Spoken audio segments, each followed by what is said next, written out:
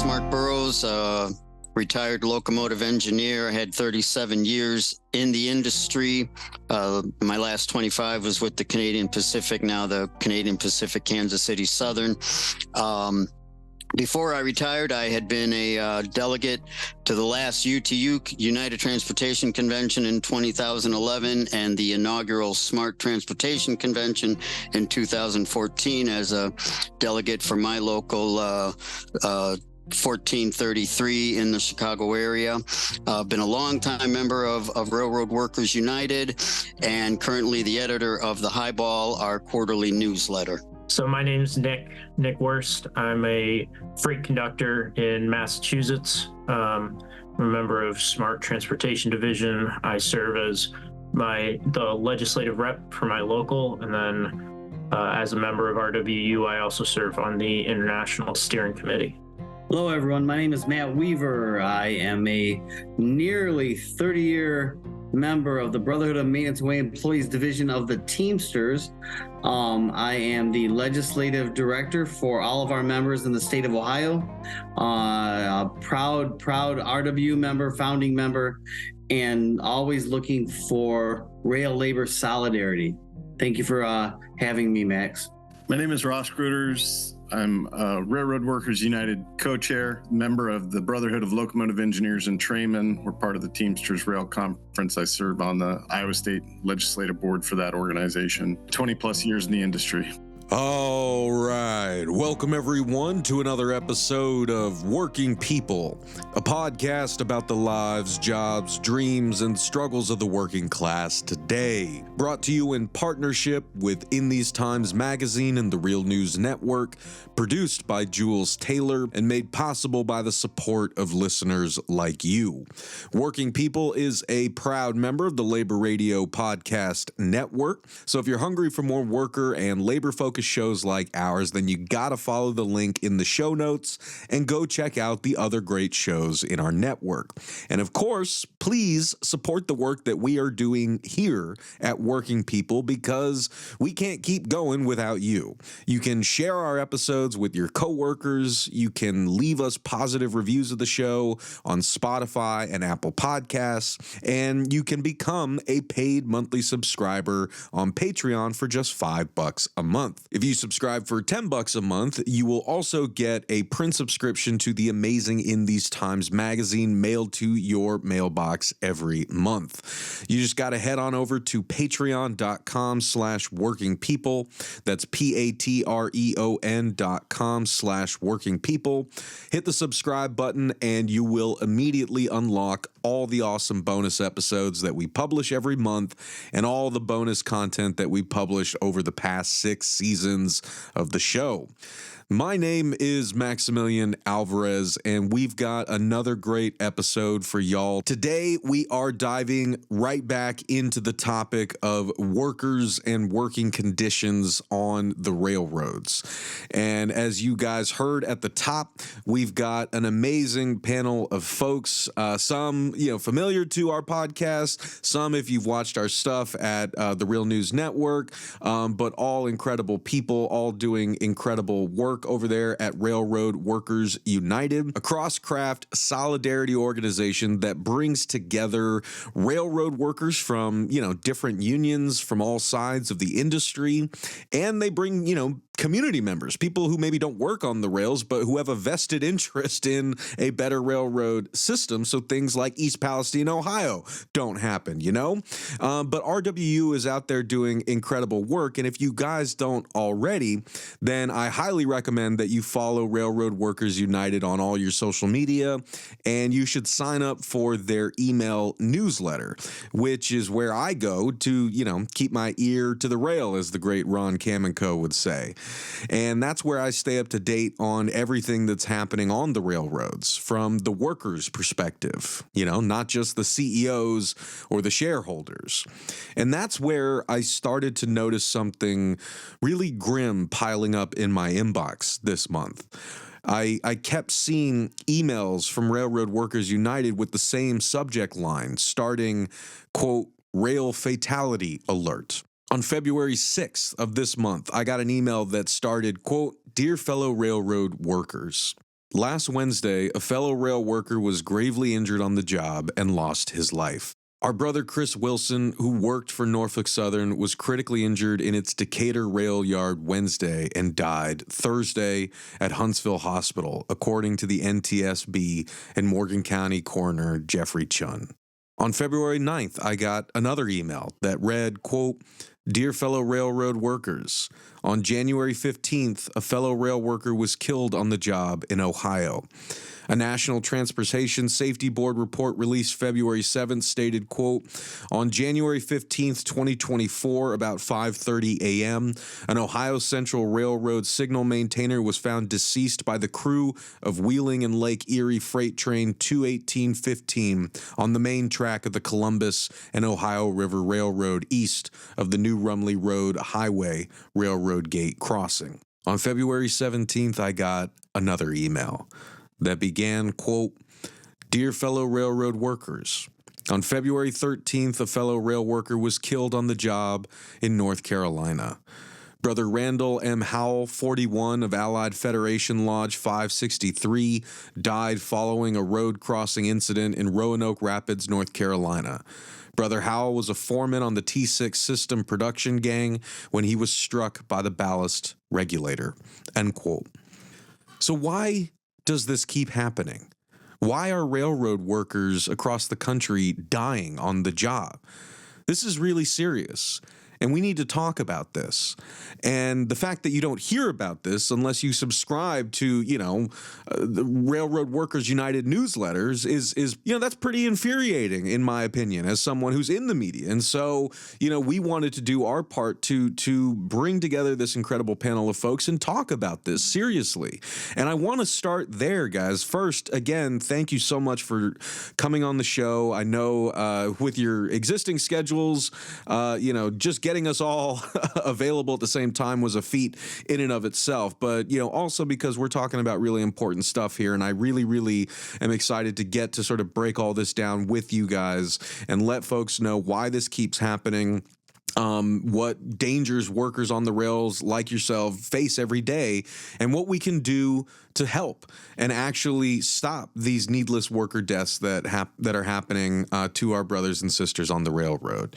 So I want to go around the table and ask if we could start with those three stories that I mentioned in the introduction. I know there have been more. I think I got another rail fatality alert from Railroad Workers United yesterday, right, while we were preparing to do this episode. So, but I want to at least lift up and honor the lives lost in those three alerts, rail fatality alerts that I mentioned. And so I wanted to ask if we could first just go around the table and if we could offer listeners, more information about this. What happened? Who were these workers? What were the conditions that led to their deaths? Brothers, I can give some insight into Randall Howell. He was on a tie gang and he was a foreman. And they were at a crossing. There were a flagman on each side of the crossing for directing traffic or stopping traffic. And a surfacing team was coming through. A ballast regulator went for a forward motion through the crossing and came back and dropped the wings of the regulator, I believe. That's from what I hear. And Brother Howell was caught by a wing of the regulator. It's unforgiving. It was broad daylight, and a driver who was stopped notified the crew. They laid on the horn and said someone just got hit. I'm sure, I can't speculate on what happened. I have a feeling they'll blame the dead guy. It's always blame the worker in the rail industry. And we'll learn more. But again, it's a unforgiving industry, and with often a lack of manpower, cutting forces to provide for the business model of precision scheduled railroading. We're trying to do more with less, but often enough, it seems like we're doing less with less because there's less freight moving on American railroads than there was perhaps 10 years ago. That's my insight into that one incident. When these incidents happen, it's hard to get the actual circumstances of what happened in real time, with the exception of like a big incident like East Palestine, where, we were kind of getting periodic updates, tentative updates from the National Transportation Safety Board. But generally, after they do their investigation, maybe a year and a half, there will be something on their website. So, for instance, the brother who was killed with a cut of 30 cars that hit his engine, without knowing all the details, I think it's fair to say that speed up in one way, shape, or form, or combination of manifestations is the common thread. Like Matt was saying, more with less, more production, faster, less workers, pressurized, time sensitivity. They've cut back on the training. So the short answer for me is speed up is without a doubt the common thread through all of these incidents. Speed up is everywhere in all industries. In Amazon, the victims of speed up, will get repetitive motion injuries and serious back injuries. But on the railroad, the victims of speed up, the workers can get maimed, killed, and then the worst case scenario is incidents like Locomotive and East Palestine, where communities are obliterated. Yeah, one thing I'll just add also on the situation. I've never worked as a signal maintainer or maintenance away, but for the engineer who lost his life in the yard, is that some of these rail yards can be multiple square miles with multiple jobs working with remote control engines, and these can be countless tracks where cars are being humped down into the yard, using gravity, free rolling.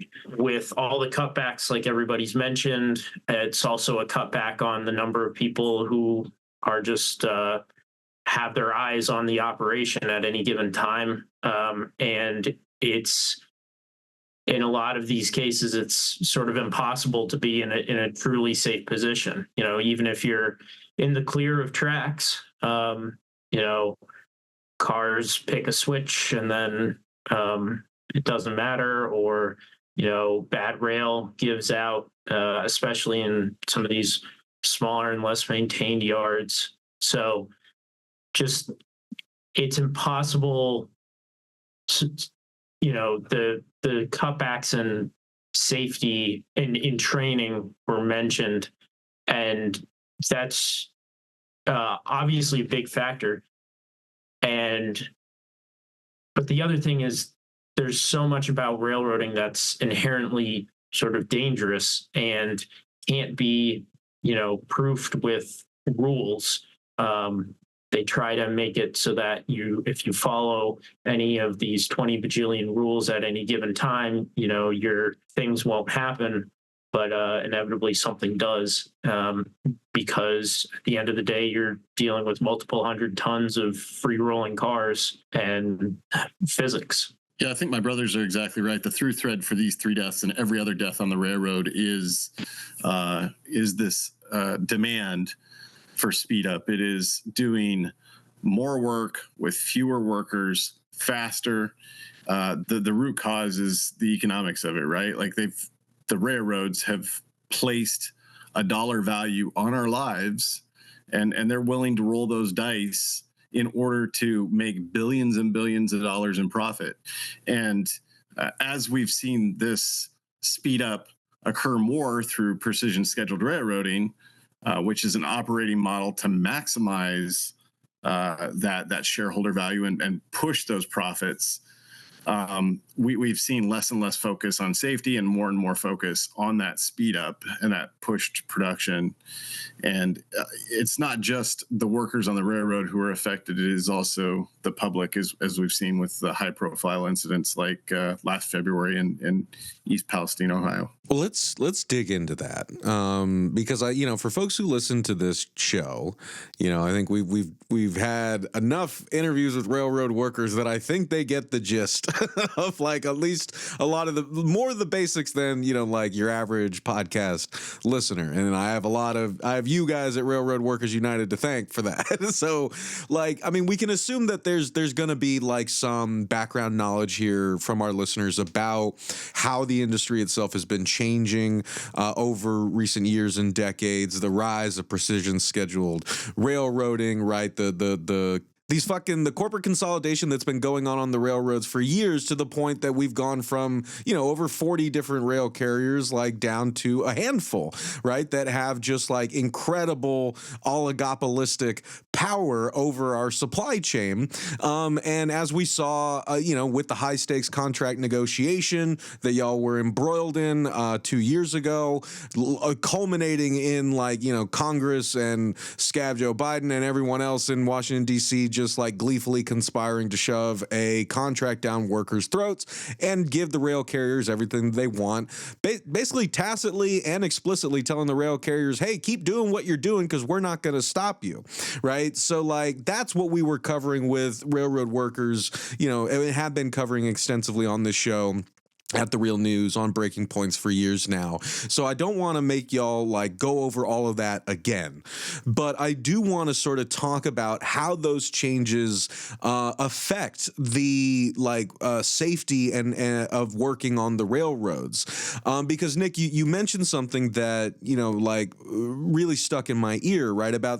how there's at a certain point, there is no way to make this job completely safe, right? It's like with, football, right? You're never going to be able to make football completely safe, even if you have great helmets. It's a sport, premised on violence, right? And as railroad workers like y'all have been telling me for years, these trains are incredibly heavy, right? I mean, they are incredibly dangerous, and you as a human being are the softest, squishiest thing in that rail yard, right? And you are no match, for a massive locomotive, or anything like that. So I want to sort of talk about those two sides of this.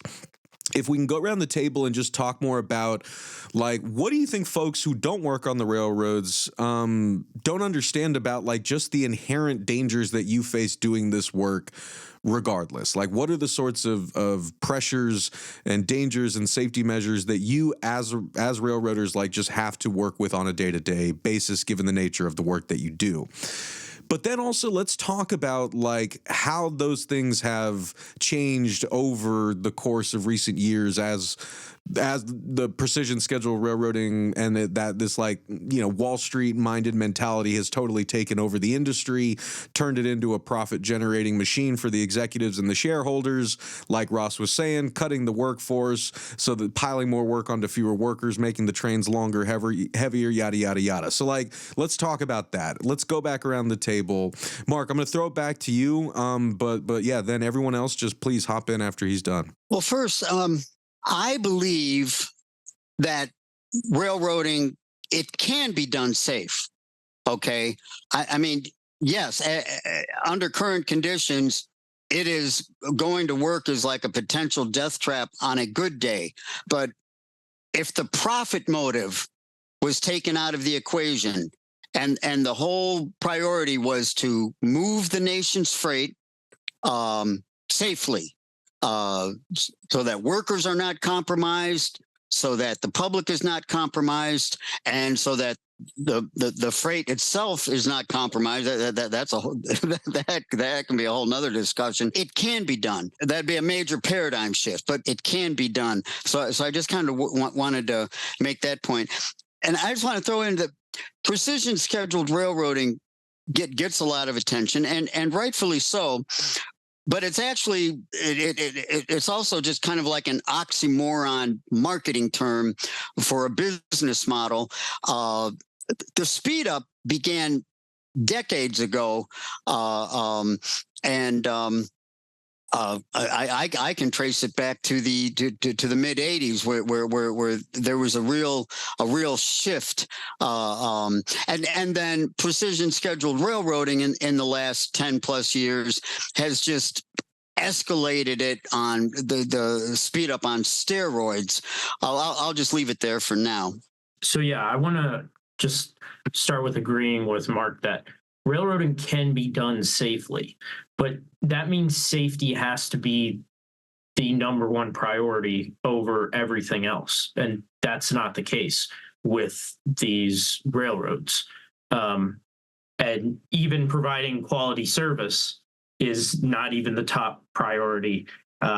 Really making it look like they're providing quality service is the top priority. I think there's a lot to talk about, and one of the things I want to give a little bit of perspective on is I'm the youngest in terms of seniority, in terms of time on the railroad, out of all of us by a significant margin, I think. So one of the things that's really hammered home to me is there has been an exodus of talent and experience from the rank and file of the railroads. The number of talented, experienced railroaders who knew how to do the job well and safely has been driven down. They've been driven out of the industry over recent decades. And what happened was, at a certain point, the railroads cut so much, they cut so many jobs and drove out so many talented people, and, ballast level employees. I'm not talking management here, right? That they started trying to fill the gaps with mass hiring new people. I'm one of those people. And every day is a constant reminder of how little I know. And working with some of the people that I do work with, a constant reminder of how much they do know and how much that's not getting passed down. When I went to conductor training, I had 4 weeks of training at school. 3 of those weeks were in the classroom learning rules.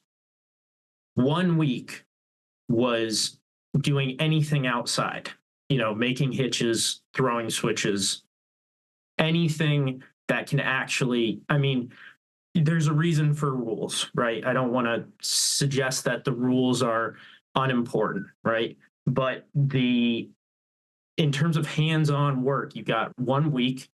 And then when I went to training on the job in my area, when I got back home, some jobs I got maybe a week on. When I started talking with more experienced engineers and conductors, they talked about the fact that most of them, their entry point was as a brakeman, where for years they made hitches and threw switches as part of a 3-man crew, where they weren't worrying about, as a conductor, there's this contradiction of the conductor is now the entry point level for train crew. This is where you start, and also the employee who's technically in charge of the job. You are in charge of, all the paperwork, the hazmat material and everything like that. And you're the employee who's on the ground actually making the hitches and everything like that. When people spent years training as brakemen under conductors, they learned how to do the outside work, making hitches, throwing switches safely, efficiently. They spent years learning how to keep themselves alive and safe before they ever worried about running a job. But now there's no more brakemen for the most part. And you start as a conductor, you're thrown in, you're running the job, and you're doing everything else. And so I think that's one thing that's obviously a factor here is that driving out of experienced people and trying to mass replace with new people and just chewing through them until they find a few who stick and hopefully make it, in order to become sort of experienced employees. There's a couple other things I could say, but I don't want to take up too much time. I think Nick's exactly right. I work on a yard job where the age of experience is a year or less right now to hold that job, and it is somebody that's trying to learn the job and be safe while they're being asked to perform at an extremely high level and produce, and it's unrealistic, right? There's so many. Any time we see one of these fatalities, what's happened is layers of protection have been removed. And Nick's exactly right. You used to have somebody that you were working with, an extra set of eyes to be able to tell you to pull your head out of your ass that you're doing it wrong, right? Like, here's how you do this safely and not get yourself in a bind. So, we've got these layers of protection that have just been yanked from the industry and they no longer exist. Well, without those layers of protection to prevent those fatalities, we're going to see more and more fatalities, or more and more injuries, more and more incidents on the railroads. And until we back off of that being, that push to production being the sole motive, we're not going to have a safe work environment. I think, Nick, you said this. I think, Mark, you said this. For us to have a safe work environment, it's got to be the top priority. I've listened to my brother's talk in the comments, and I've written down some numbers. One of the big ones to me is that I've buried 11 of my coworkers that I actually worked with within 100 miles of my home in the last 30 years. Seven of them had a non-Hodgkin's lymphoma. 2 had esophageal cancer, and only 3 of those guys got to retire. It's pretty shocking. It's like I heard, and it was only a rumor back then when I hired in, that maintenance weight people only live 19 months after retirement at 62. We've gone to 60 now, so maybe it's a little better, but it's pretty frustrating. Max had said something about 40 or 50 railroads. The numbers I saw was in 1900, there were 132 Class 1 railroads. Today, there are 6. It's like the Monopoly Board 101. There's 4 on the board. Well, we're at 6 now, but yeah, here's Monopoly. And the price adjustments come in 2s, and they demarket, so they hesitate to favor less profitable shippers, that kind of thing. Another thing that the number that I saw is lots of railroads are shooting for a 55% operating ratio. That's their goal under PSR. I'm under the impression that like McDonald's or Burger King they're shooting for like 80 or 90. So the profit margins are astounding. Record profits are lost wages, or record profits are the cause of inflation, however you want to look at it. But the whole nation is suffering because of the industry's cutthroat business model. And like I said before the interview, that I sometimes worry about saying things like that and getting fired again. But you got to call them out. I mean, there's no reason that the industry should have so many lobbyists and so much money going to finance politicians' campaigns. And America in general is suffering, but rail labor is suffering far worse at this moment. Right. I mean, you guys have heard the cost of this. You have heard the voices of railroad workers themselves, like the folks on this call, but you have also heard other railroad workers on this show, and you have heard time and again the voices of residents of East Palestine. You have heard on the show what folks like Chris and Jessica Albright are going through, right? What Darren and Stella Gamble are going through, right? You have heard the pain that has been inflicted on this community that did nothing to deserve it, but they are the ones paying the price for corporate greed, right? East Palestine was an avoidable catastrophe. Right. And like, that's kind of the point that we're trying to make here. Right. Is like, you could look at something like that and say like, well, no, East Palestine happened because of, it looks like, a faulty bearing. So, that's what caused it. Or you could say like, well, why didn't anyone catch that in time? Why weren't carmen given more time to inspect that car and bad car it and take it off the rails?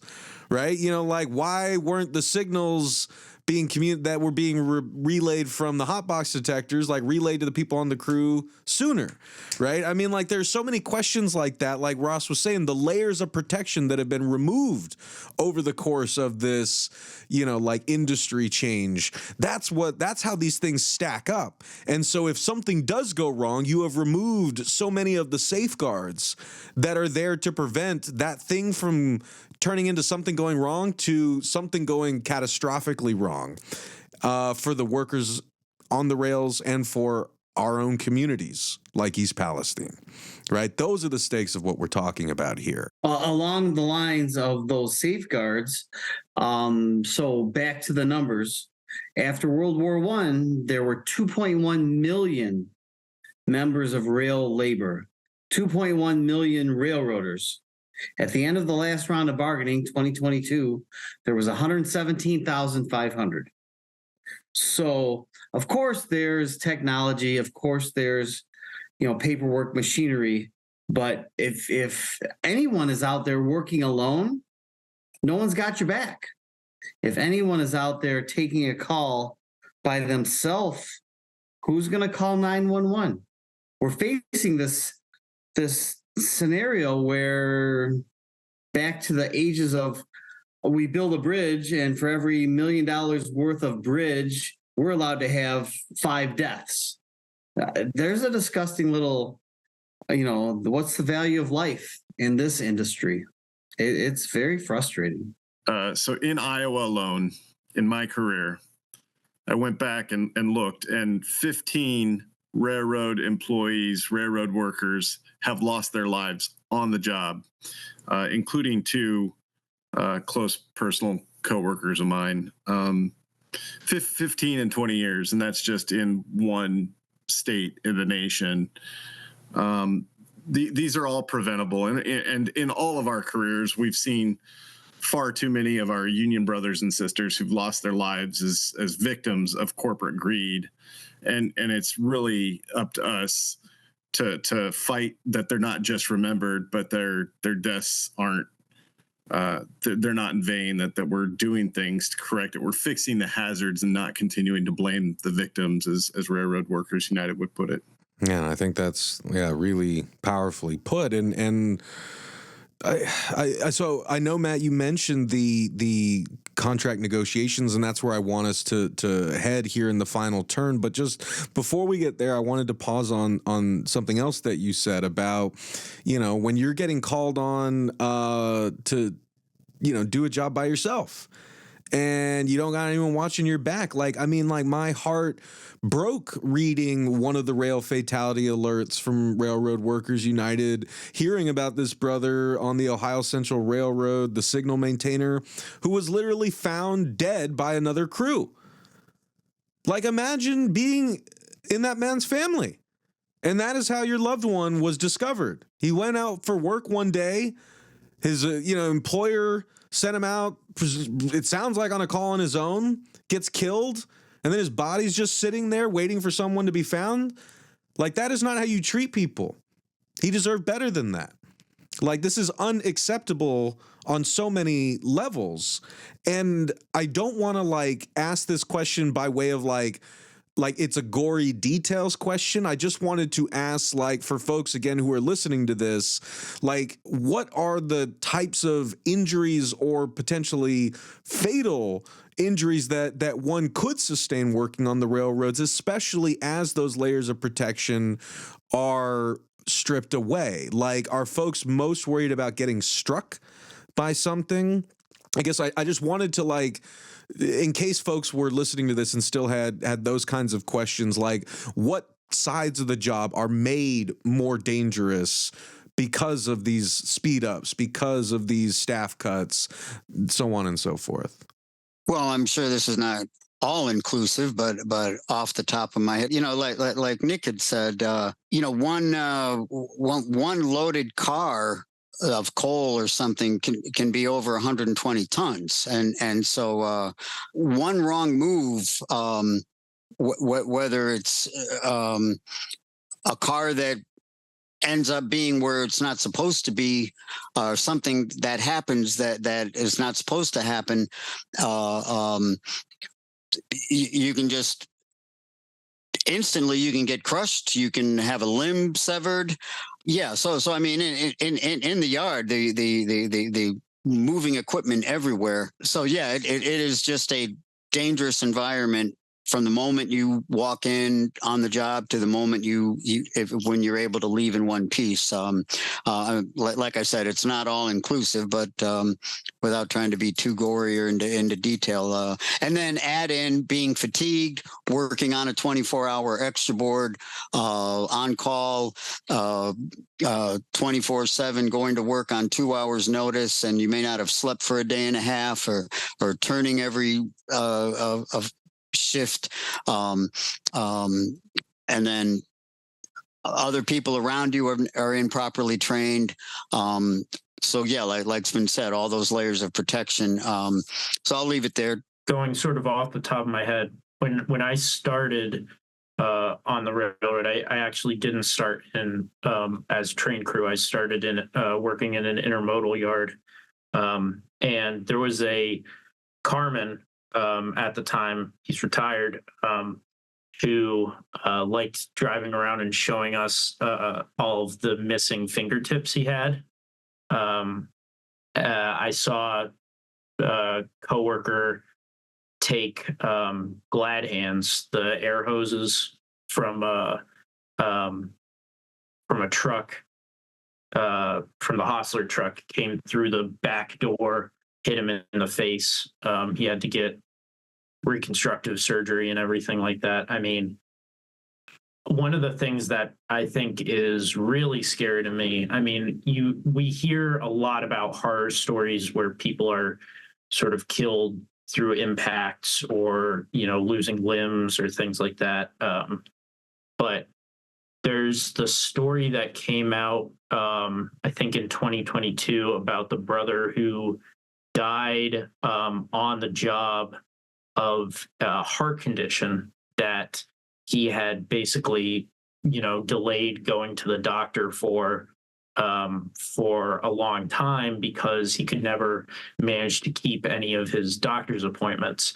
And that's something that really gets me is, there's a certain amount of danger, and you sort of accept a certain amount of risk when you go to work.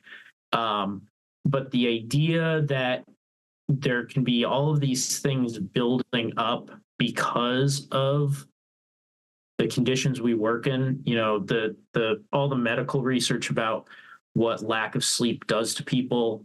I mean, I still occasionally have nightmares that I'm at work and it wakes me up in the middle of trying to sleep between shifts. And you start to wonder, how's my heart doing with all the, caffeine that I'm constantly pounding and, trying to stay awake and not sleeping. It's one thing, I think I could handle it better if, I got killed, like hit by a train or something. But if I just drop dead in the seat in the cab one day, show up to work, you look fine, and then die partway through your shift from, I don't know, my heart giving out or something like that. I don't know. That one messes with me a lot. Yeah, that story always stuck with me too. and I believe we're thinking of the brother Aaron Hiles, who Lauren Kaori Gurley reported on for the Washington Post during the high stakes contract fight, and I really, really appreciate Lauren for doing that. And that story really broke my heart as well. I there's so much more to talk about here, but like, you know, I want us to finish on the question of what can be done, right? Because I think we're now in that, you know, the clock is ticking, like I said, right? I mean, like by the time we were all doing our interviews together, that was in 2022, like, I mean, we were years into the contract negotiations at that point, right? So like by the time that whole mess was resolved, quote unquote, like we were closer to the next contract bargaining period than we were the beginning of the current one that we were in. So 2025 is going to be a chance to really like take the fight back to the carriers, right? And this is also something I want to impress upon people listening, because for so much of that fight, as we got closer and closer to potentially seeing a national rail strike or rail lockout in this country for the first time in a generation, a lot of folks were asking, what can I do? Like, what can we even really do at this point? We don't work on the rails. Like, it feels like the process is so far out of our reach that we don't know what to do. So I want to like ask, like, okay, we're here. It's 2024, right? We are looking ahead to the next contract bargaining session. We've got much more of the public informed about these issues than we did before. What is currently happening? Could be like, what are the unions doing? What is RWU doing? Is there anything on the legislative side being done to help stop, you know, these conditions that we've been talking about for the past hour that are making this work increasingly dangerous for workers like yourselves? And what can folks listening out there do to help? On the legislative side, we, you know, all these politicians after East Palestine had this, you know, life-changing epiphany that there were some safety issues in the railroad industry.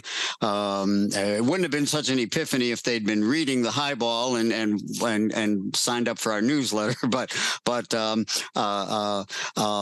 And so they proposed, you know, the Rail Safety Act, which, you know, very watered down, full of loopholes, you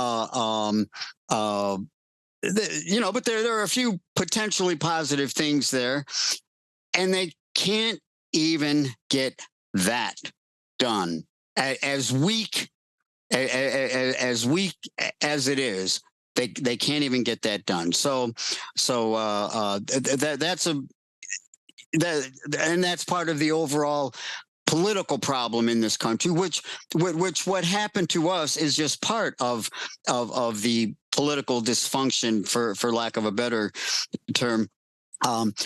As far as the unions, you know, one of the things, like Matt pointed out, we're calling for a real united bargaining coalition that doesn't cut and run with the first proposal, that starts with, you know, that no one settles until everyone settles, and so there's a fight amongst the railroad workers. Need to find a way to strengthen our union so that we can more effectively fight, and you know, a united bargaining coalition is an important part of it. And then the public learn about us, our issues, back us when possible, when posed. Let your representatives know how you feel, that you support our demands for a safe workplace and a safe working environment, again, which the public has a vested stake in. And then go to our website at railroadworkersunited.org and learn about our public ownership, our call for public ownership. It may seem, you know, far-fetched and a pipe dream today, but all movements for social justice started out with an idea and a vision, and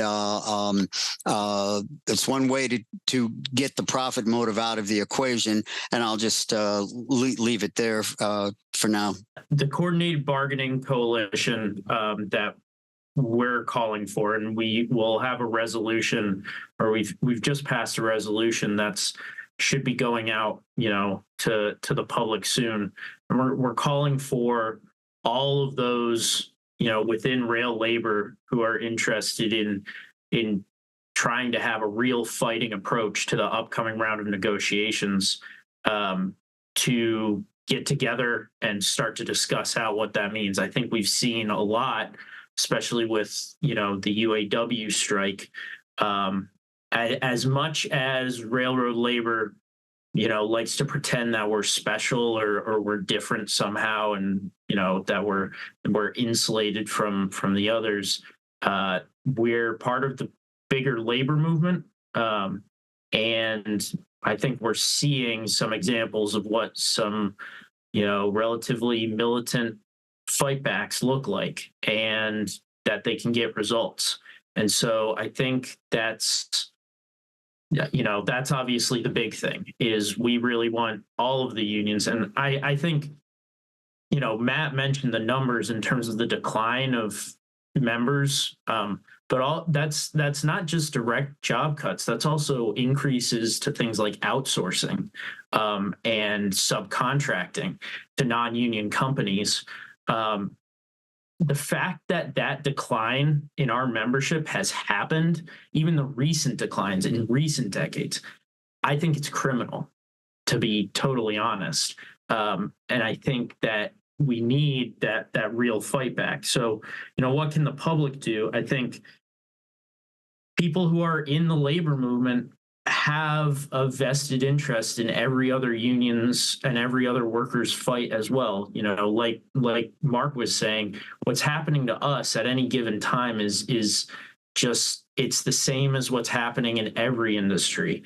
And so, the same way that we in RWU are trying to put pressure on our unions and on to fight back, other people can do that as well. And I think one thing, if it comes to picket lines, if it comes to rallies, if it comes to practice pickets, the numbers that Matt gave makes it pretty clear we need reinforcements. We need backup. I know our picket line plans in my area were looking pretty sparse if it had gone down to it the last time. And I think the last thing I'll mention is, so Ross used a really excellent phrase earlier of layers of protection.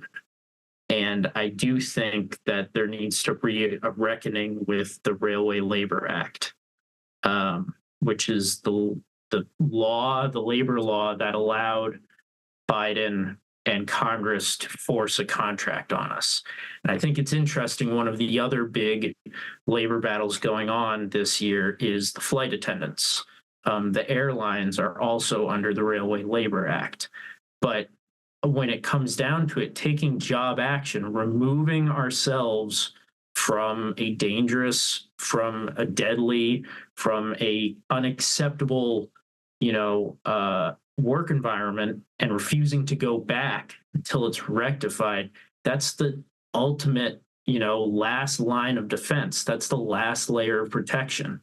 And the RLA makes it so that we don't have that. I mean, when you really break it down, what it does is it gives these legislators who have never worked for the railroad the ability to order us back into a fundamentally unsafe, unlivable situation.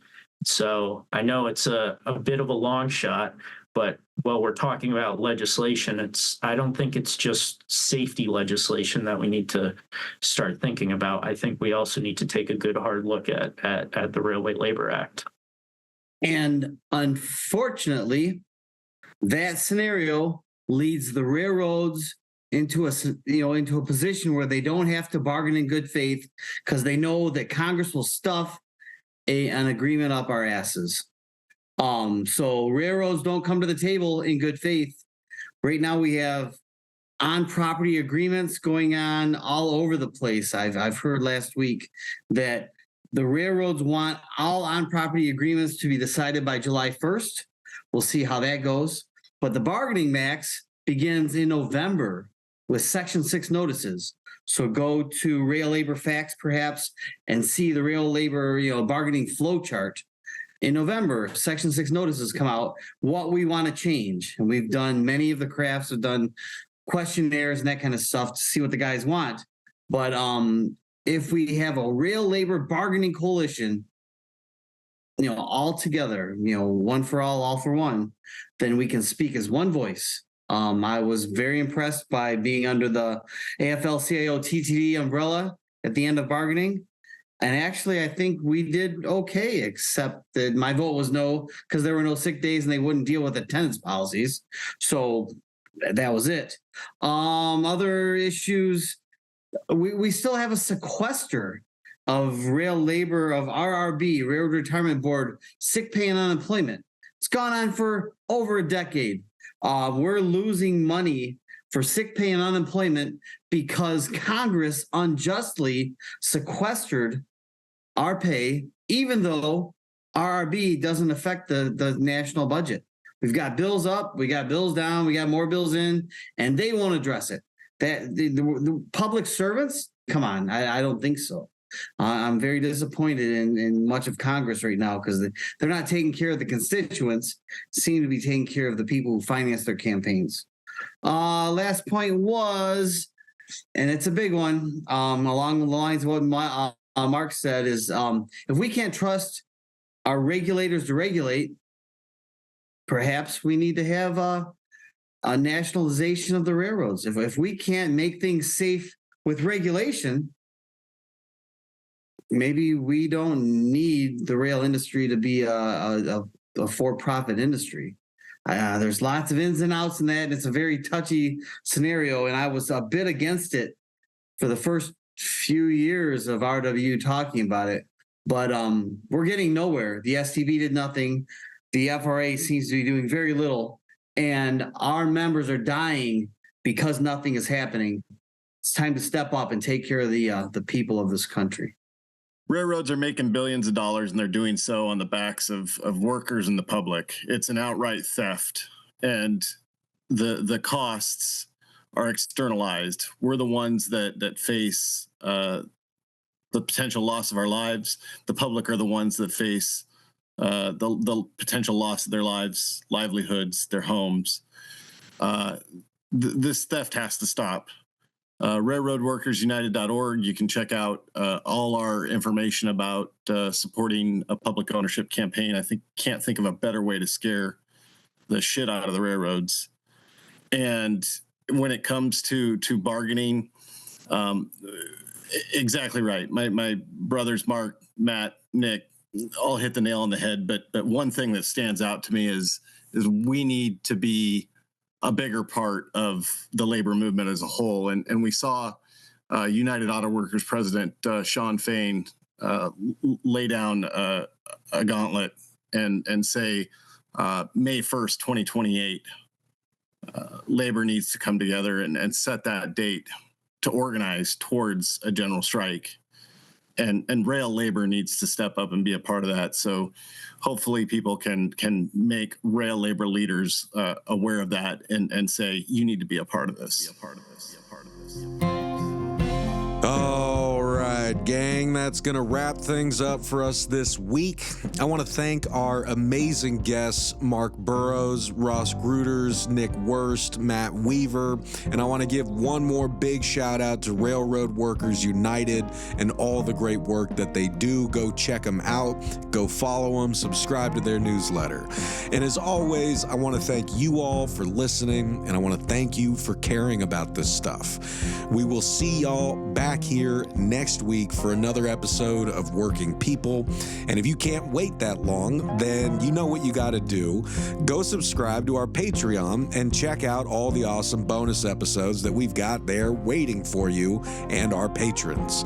And go explore all the great work that we're doing at the Real News Network. If you like the work we do here at Working People, you're going to love the work that we are doing across the Real News Network, where we do grassroots journalism that lifts up the voices and stories from the front lines of struggle. Sign up for the Real News newsletter so you never miss a story, and help us do more work like this by going to therealnews.com/donate and becoming a supporter today. I'm Maximilian Alvarez. Take care of yourselves. Take care of each other. Solidarity forever.